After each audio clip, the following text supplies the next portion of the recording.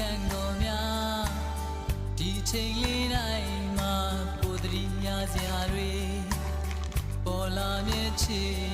မမေဘူးသိရလားကံမဆုံးလဲမမေနိုင်ဘူးဝေဦးကန်တော်များအော်ချမ်းနဲ့အလားဝေးစတဲ့ပြန်ဝင်မြဲဝါရွှေလူပွင့်မြူရင်ထဲလိုက်ကုန်သွားချိုနေတော့ကိုယ်ချိန်လေးစကားလေးပြောလို့ပဲ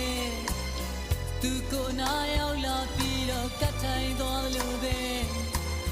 ဒီတိတ်ဆွေဟောင်းကပါလေးဟာချစ်စရာလေးပါကွယ်ချစ်စရာလေးပါကွယ်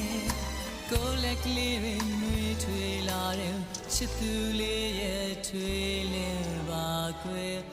ဒါလေးတွေ့ပါ